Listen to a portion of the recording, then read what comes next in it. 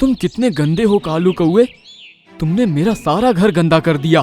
तो साफ कर लो मोटे पपीते, मेरा काम तो हो गया। अब मुझे क्या लेना तुम्हारे घर से।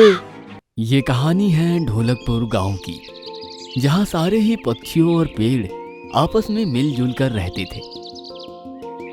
सब बहुत ही तरह तरह के पेड़ थे और बहुत अलग अलग तरह के पक्षी उन पर रहते थे। तभी एक पेड़ चिड़िया से कहता है, अरे चमेली चिड़िया, देखो मौसम कितना अच्छा है, मन कर रहा है झूम कर नाचूं। तो नाच लो, पर तुम तो नाच भी नहीं सकते, तुम्हारे पैर ही जमीन के अंदर है। टीटू पेड़ तेज से सर हिलाता है और चमेली को नीचे गिरा देता है। लो, मैं तो नाच लिया, तुम गिर गई ना। तू तो पागल है, गंदा पेड़ कहीं का। वहाँ सब ऐसे ही हंसी ठिठोली करते थे। वहीं एक पपीते का भी इलाका था, जहाँ सारे पपीते और चिड़िया रहते थे। सब बहुत खुशी खुशी रहते थे। वहाँ एक मोटे पपीते का भी घर था, जो सभी पक्षियों की मदद करता था। किसी भी पक्षी को कभी भी रहने की जरूरत पड़ती थी तो वो मोटे पपीते के घर को इस्तेमाल कर लेता था। मोटा पपीता बहुत ही अच्छा था और सब जरूरतमंद पक्षियों की मदद करता था। फिर एक दिन कौवा उससे कहता है, अरे मोटे पपीते, मेरे घर पर कुछ मेहमान आ रहे हैं, तो मैं उन्हें यहाँ लेकर आ जाऊं? बस थोड़े दिन की बात है, प्लीज तुम अपना घर मुझे किराए पर दे दो। हाँ चलो ले लो, पर मेरे घर के अंदर कोई गंदगी मत करना। पपीता उसे अपना घर थोड़े दिन के लिए दे देता है।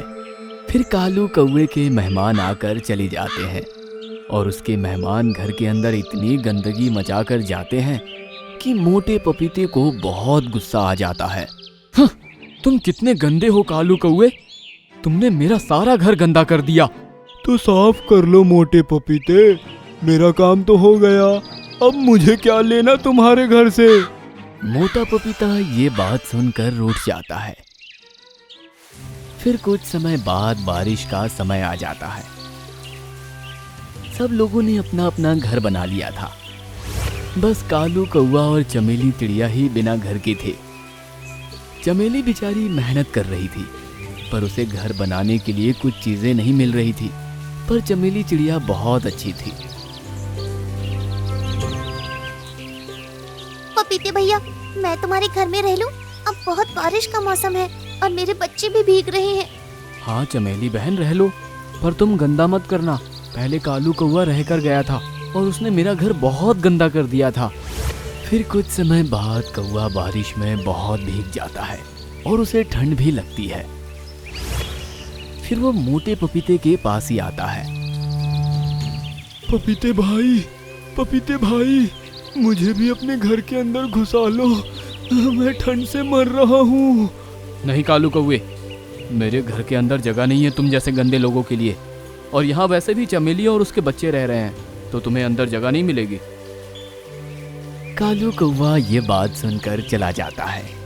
फिर बारिश का समय बंद हो जाता है और सब पक्षी अपनी अपनी जगह वापस चले जाते हैं और मौसम भी बहुत साफ हो जाता है। कुछ समय बाद जंगल में दो खतरनाक बाज आ जाते हैं, जो सबको खाते हैं और पेड़ों की फसल भी खराब कर देते हैं। उन्होंने बहुत पक्षियों को अपना शिकार बना लिया था। अब वो मोटे पपीते की फसल खराब करने आ ही रहे थे। मोटे पपीते, तू कहाँ बचेगा? तेरी भी तो फसल खराब होगी, फिर तू कैसे जिंदा रहेगा? नहीं भाई, मुझे मत मारो, तुम मेरी फसल मत खराब करो। मैं तो यहाँ सभी पक्षियों को रहने के लिए घर देता हूँ। अगर मैं चला गया तो बहुत पक्षियाँ बेघर हो जाएंगे। तो हमें उससे क्या करना? हमें तो फसल खराब करने से मतलब है। हम यहाँ सारे जंगल को उजाड़ देंगे और सारे पक्षियों को मार देंगे। वहीं पीछे से चमेली उड़कर आती है और वो देखती है कि खतरनाक बाज मोटे पपीते को परेशान कर रहा है। वो फटाफट वहीं जाती है। ए खतरनाक बाज, मोटे पपीते अंकल से दूर हटो, तुम उन्हें परेशान नहीं कर सकते, और अगर तुम इन्हें परेशान करोगे तो तुम्हें मुझसे लड़ना होगा। अरे चिड़िया, तू मेरा क्या बिगाड़ सकेगी? मैं तो ये फसल खराब ही करूँगा। तो आजा मुकाबले में। चिड़िया और बाज दोनों की लड़ाई बढ़ने लगती है। तभी चमेली चिड़िया बाज को जंगल के दूसरे हिस्से में ले जाती है, जहाँ शिकारियों ने जाल बिछाया हुआ था। बाज चमेली चिड़िया के पीछे पीछे उसे पकड़ने के लिए उड़ता है। फिर चमेली चिड़िया जाल के पास पहुंच जाती है और वहां से अचानक दूसरी तरफ मुड़ जाती है। बाज की रफ्तार तेज होने के कारण वो दूसरी तरफ उड़ नहीं पाता और जाल में फंस जाता है। फिर शिकारी बाज को अपने साथ ले जाते हैं और फिर चमेली चिड़िया वापस मोटे पपीते के पास चली जाती है। चमेली, तुम्हारा बहुत बहुत धन्यवाद। तुम बहुत ही अच्छी हो। तुमने अपनी जान पर खेलकर मेरी जान बचाई। कोई नहीं मोटे पपीते चाचू, आपको कोई भी जरूरत हो तो मुझसे बताना। तुम्हें ऐसे कोई परेशान नहीं कर सकता। और चमेली, अगर तुम्हें कोई भी दिक्कत हो तो मुझे बताना, मैं तुम्हारी सारी परेशानी खत्म कर दूंगा। नहीं, मुझे कोई दिक्कत नहीं है मोटे पपीते अंकल। मैं अभी फिलहाल अपना घर बनाने के लिए लकड़ियाँ ढूंढने जा रही हूँ, क्योंकि बारिश का समय फिर से आने वाला है। अरे चमेली, तुम्हें अपना घर बनाने की जरूरत नहीं है। तुम्हारा घर तो ये है ना, तुम मेरे घर में रहना। अरे मोटे पपीते अंकल, ये आप क्या बातें कर रहे हैं? हाँ चमेली, तुम मेरी जान बचाई हो तो मैं तुम्हारे लिए इतना तो कर ही सकता हूँ। तुम इसे अपने चाचू का घर समझ लेना। जब भी तुम्हें लगे कि बारिश आ रही है या मुसीबत आ रही है तो तुम मेरे घर में आकर रह लेना, और इस घर में कोई नहीं रहेगा तुम्हारे अलावा। ये सिर्फ तुम्हारा घर होगा।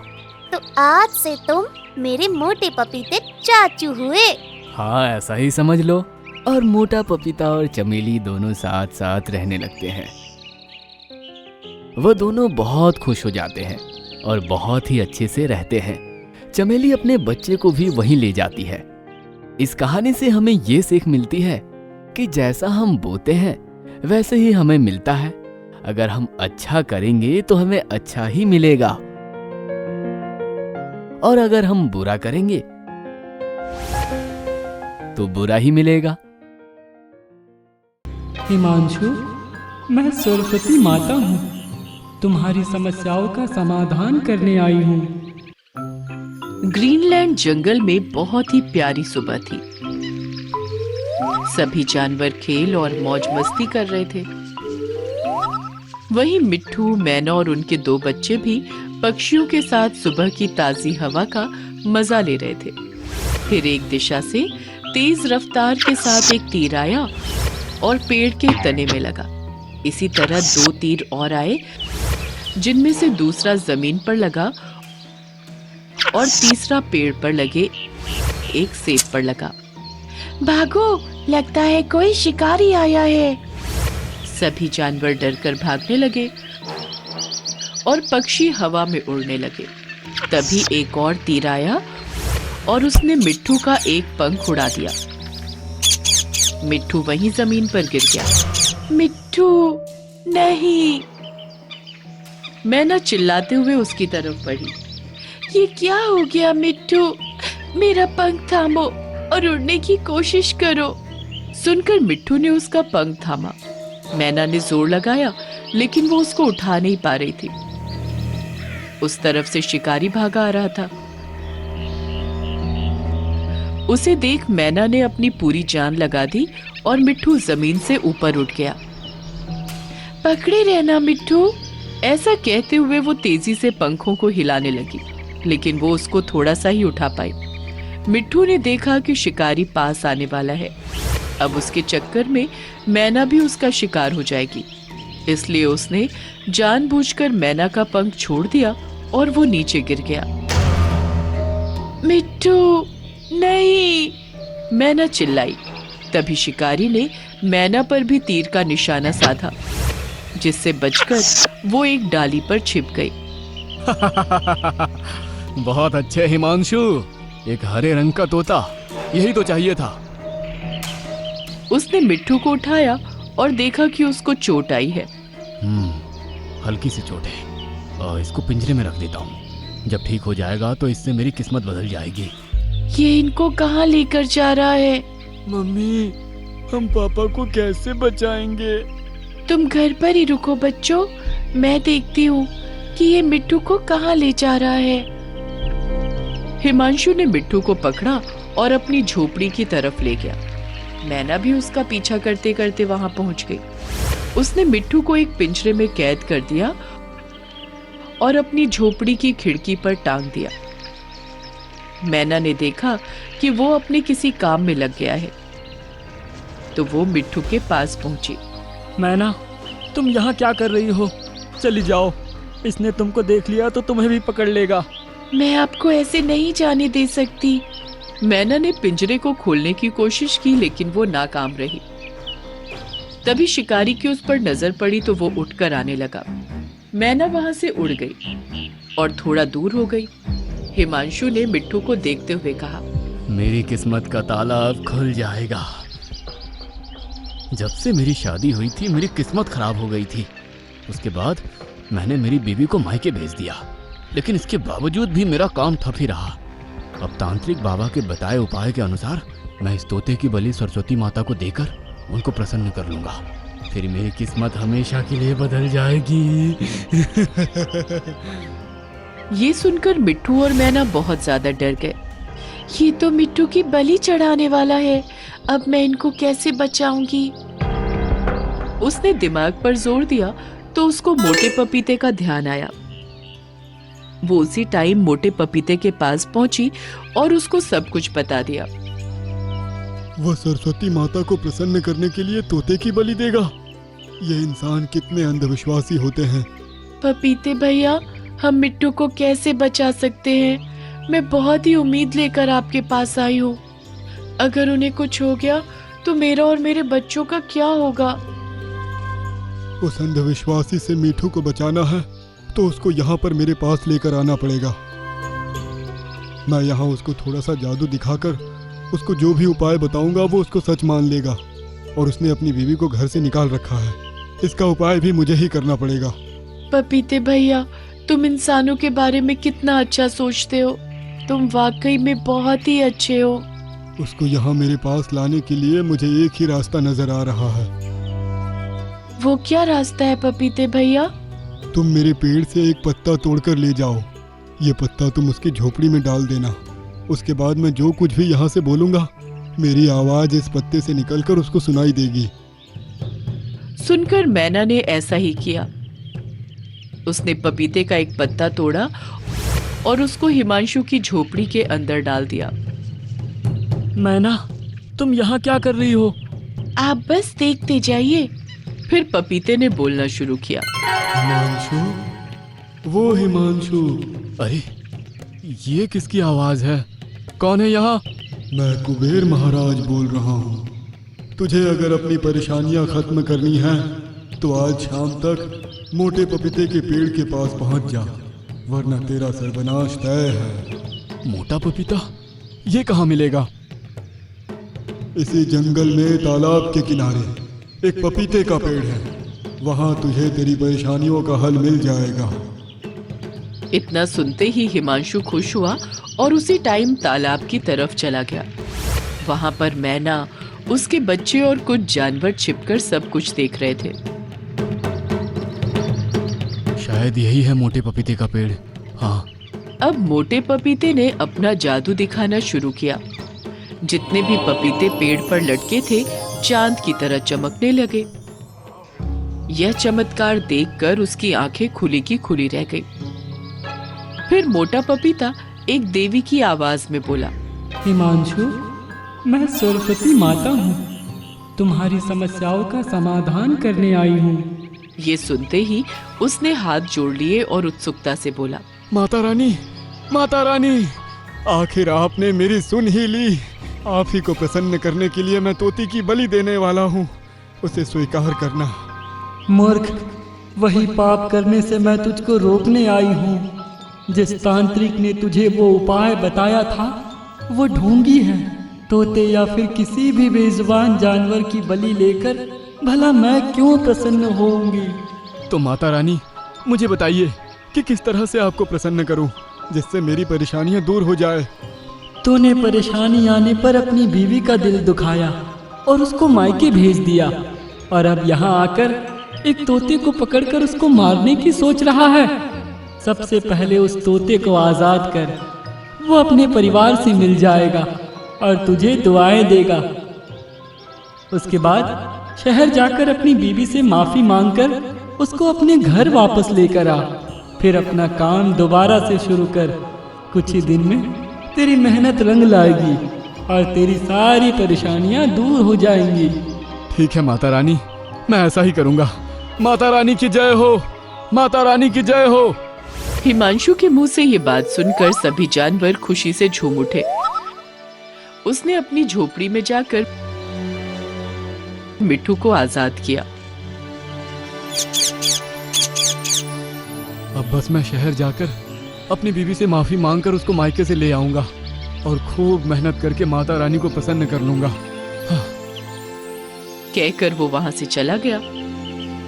मिट्ठू खुशी खुशी मोटे पपीते के पास पहुंचा, जहां सारे जानवर, मैना और उसके बच्चे उसका इंतजार कर रहे थे।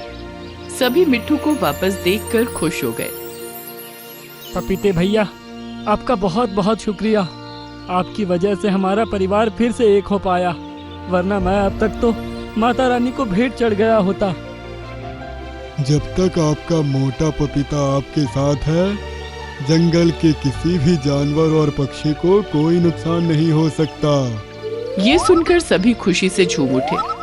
मिट्ठू, मैना और उसके बच्चे एक दूसरे से लिपट गए और इस तरह फिर से मोटे पपीते ने जंगल के पक्षियों की मदद की। प्यारी दोस्त, तुमने आज हमारी जान बचाई है। कभी तुम पर मुसीबत आई तो हम भी तुम्हारी जान बचाने की पूरी कोशिश करेंगे। तुम लोग इतनी छोटी सी हो, मेरी जान कैसे बचाओगी भला?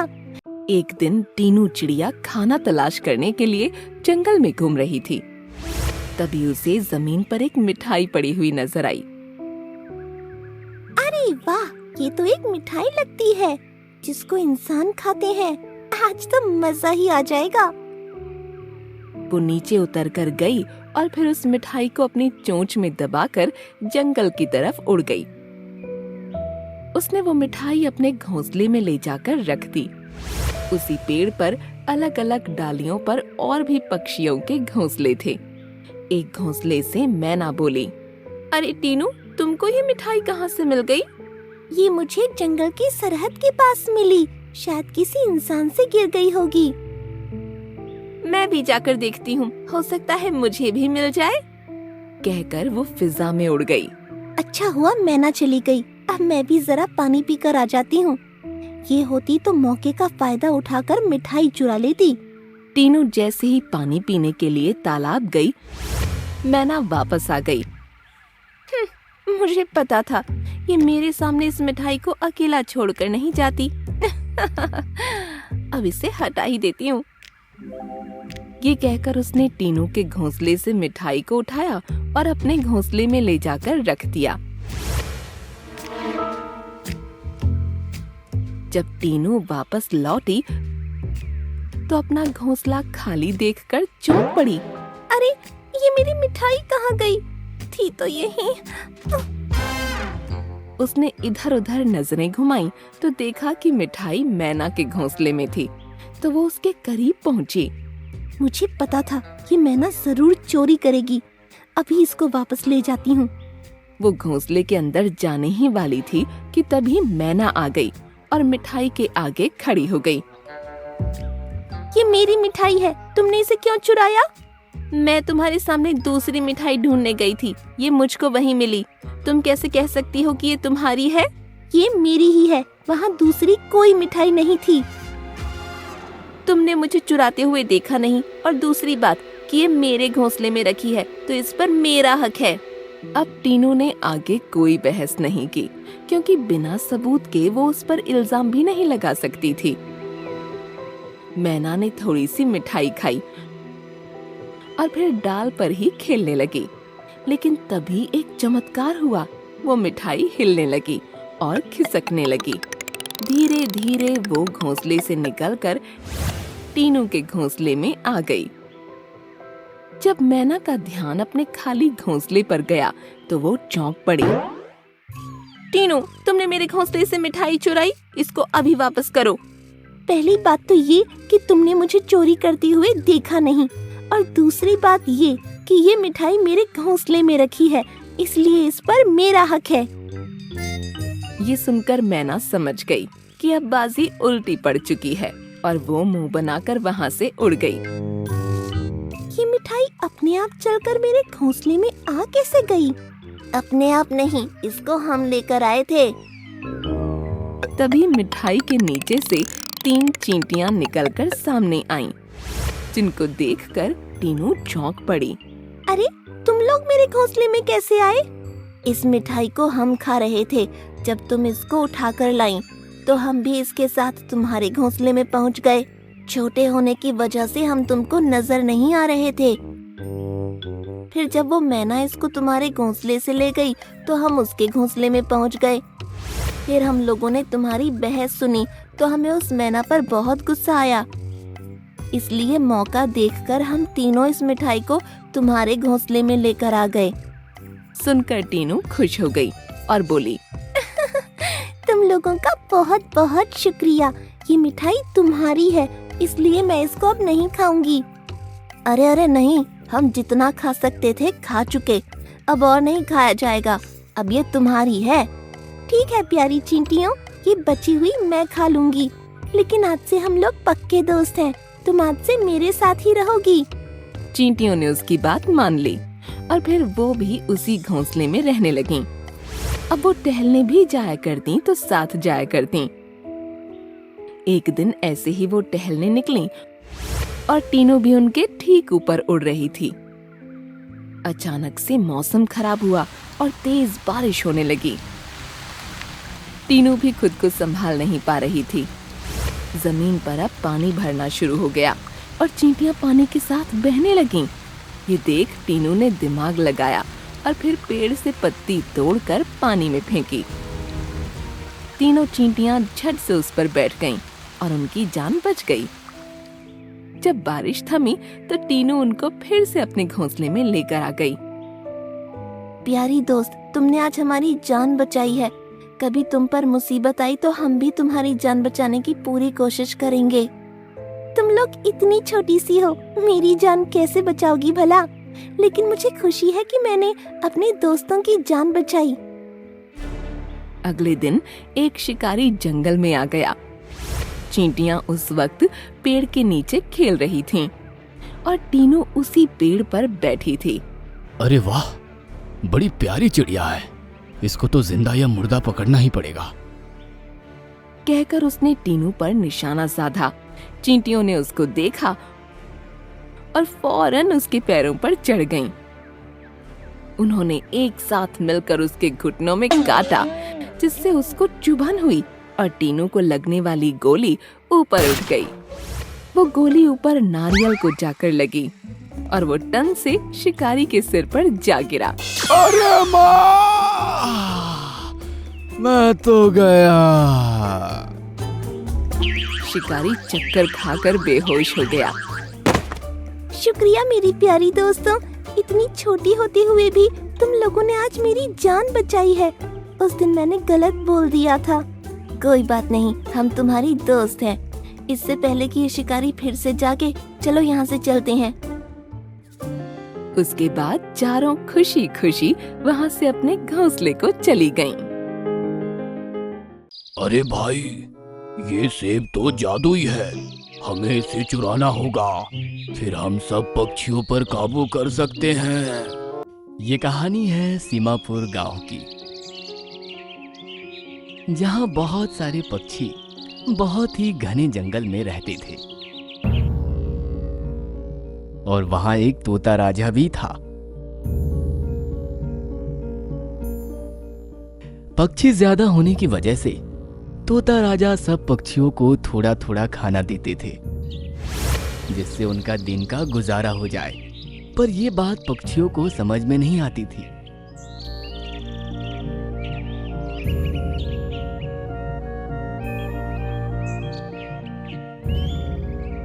वह सोचते थे कि हमारा राजा हमारा खाना खाता है और वो इसी बात को लेकर परेशान रहते थे।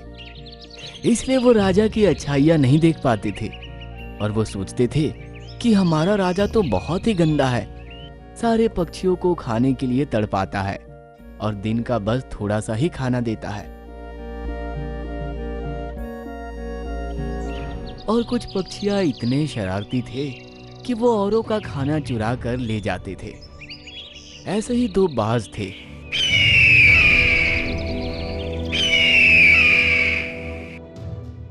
जो अपना खाना खाकर भी दूसरों का खाना चुराते रहते थे।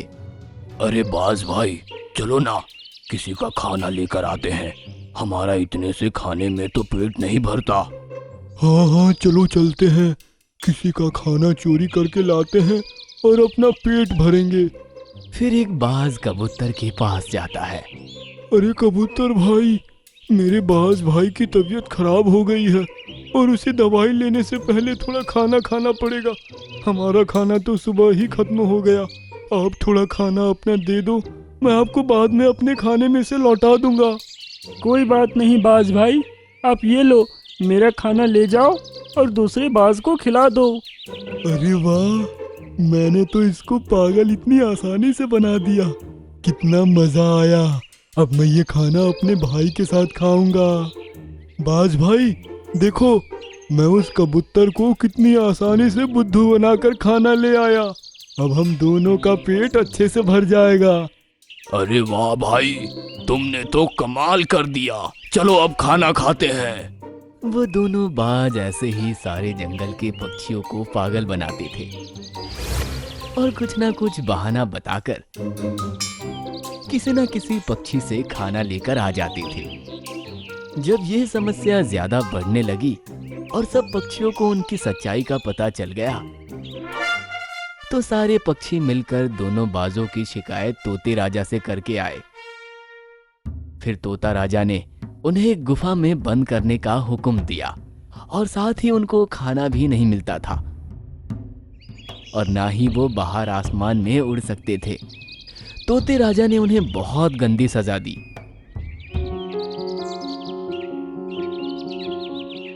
वहीं दूसरी ओर बोनी चिड़िया, जो मेहनत का खाती थी और मेहनत से कमाती थी, खाना कम मिलने की वजह से वो अपने बच्चों के लिए जगह जगह खाना ढूंढती थी ताकि वो उनका पेट अच्छे से भर सके। एक दिन बोनी चिड़िया खाना ढूंढने जा रही थी तो उसने देखा कि एक पेड़ की टहनी आधी टूट गई है और आधी लटक रही थी और पेड़ बहुत तेज रो रहा था। अरे पेड़ भाई, आपको क्या हुआ? इतना क्यों रो रहे हो? बोनी चिड़िया, मेरी मदद करो। मेरी टहनी आधी टूट गई है जिस कारण वो लटक रही है। उसकी वजह से मुझे बहुत दर्द हो रहा है। आप उसे पूरी निकाल कर फेंक दो ताकि मैं इस दर्द से मुक्त हो पाऊं। बोनी चिड़िया उसे निकाल कर फेंक देती है। आज आपने मेरी मदद की है। अगर आपको भविष्य में कभी भी मेरी मदद लेनी पड़े तो आप निसंकोच ले लेना। मैं मदद के लिए हमेशा आगे रहूंगा। पेड़ भाई, मैं आपको क्या बताऊं? तोते महाराज हमें खाना कम देते हैं जिससे मैं अपने बच्चों का पेट नहीं भर पा रही हूँ। इसीलिए मैं जंगल में खाना ढूंढने जाती हूँ पर मुझे खाना नहीं मिल पाता। अरे आप खाने की टेंशन मत लो बोनी चिड़िया, मैं आपको एक ऐसी चीज देता हूँ जिससे आपकी खाने की समस्या हमेशा के लिए खत्म हो जाएगी। पेड़ भैया बताओ, वो क्या है? मेरे पेड़ की नीचे वाली टहनी पर एक हरे रंग का सेब है। वो एक जादुई सेब है। उसे आप ले जाओ, उससे आपकी सारी समस्याएं खत्म हो जाएंगी। अरे वाह, ये तो बहुत अच्छी बात है। मैं उसे अभी ले लेती हूँ। आप उसे ले लो। इसका जादू चलाने के लिए आपको बोलना पड़ेगा, छू मंतर तारारम पम पम तारारम पम पम। इससे ये जादुई सेब बोलना शुरू कर देगा और आप इससे जो भी मांगोगी ये आपकी हर इच्छा पूरी करेगा। ये एक बार में 2 इच्छा पूरी करता है और फिर कुछ दिनों के लिए ये सो जाता है। फिर उसके बाद फिर से आपको चलाने के लिए यही बोलना पड़ेगा। बोनी चिड़िया उस जादुई सेब को लेकर चली जाती है और वो उससे चीज मांगने लगती है। जैसे ही वो जादुई सेब को ये मंत्र सुनाती है, जादुई सेब उसके साथ बातचीत करना शुरू कर देता है। बताइए बौनी चिड़िया, आपको क्या चाहिए? मैं आपकी सारी इच्छा पूरी करके फिर सोने चला जाऊंगा। जादुई सेब भैया, मुझे थोड़ा सा खाना चाहिए। मुझे अपने बच्चों को खिलाना है, उनका पेट अच्छे से नहीं भरा है। जो हुकुम आपका, मैं अभी आपको खाना दे देता हूँ। जादुई सेब बहुत सारा खाना बौनी चिड़िया के सामने प्रकट करता है। अरे वाह, तुम तो कमाल की हो। तुम्हारा जादू तो काम करता है। धन्यवाद जादुई सेब। मैं जादुई सेब हूँ, मेरा जादू तो काम ही करता है। आप बताओ अपनी दूसरी इच्छा क्या है? आपकी दूसरी इच्छा? बारिश का मौसम आने वाला है और मैंने अभी तक अपना घर नहीं बनाया क्योंकि मुझे उसके लिए कहीं लकड़ी नहीं मिली। आप मुझे बारिश से बचने के लिए एक घर दे दो। जादुई सेब बौनी चिड़िया के सामने एक घर प्रकट कर देता है। आप तो मेरे बहुत अच्छे दोस्त हो जादुई सेब। अब आप सोने चले जाओ, मेरी इच्छा खत्म हो गई। ठीक है बौनी चिड़िया, मैं सोने चला। और फिर जादुई सेब अपनी आंख बंद करके वापस सो जाता है। फिर अगली बार जब बौनी चिड़िया जादुई सेब से अपनी इच्छा मांग रही थी, तभी दोनों शरारती बाज जादुई सेब का जादू देख लेते हैं। अरे भाई, ये सेब तो जादुई है, हमें इसे चुराना होगा, फिर हम सब पक्षियों पर काबू कर सकते हैं। रात में चोरी चुपके से दोनों बाज जादुई सेब के पास जाते हैं और उसको अपनी चोंच से उठाने ही वाले थे कि जादुई सेब की नींद टूट जाती है। तुम दोनों दुष्ट बाजों ने मेरी नींद खराब कर दी, अब तुम्हें इसकी सजा मिलेगी। जादुई सेब फिर दोनों बाजों को अपनी क्रोधित आंखों से जलाकर भस्म कर देता है। इस कहानी से हमको ये सीख मिलती है कि अगर हम दूसरों की मदद करते हैं और उनके साथ अच्छा ही करते हैं तो हमें भी अच्छा ही फल मिलता है। बौनी चिड़िया ने उस पेड़ की मदद करके अपने जीवन भर का काम अच्छा कर लिया और दुष्ट बाजों ने अपने लालच में आकर अपनी जान गंवा दी। अब जादुई सेब बौनी चिड़िया के पास ही था और वो जब भी कुछ चाहती थी जादुई सेब से मांग लेती थी।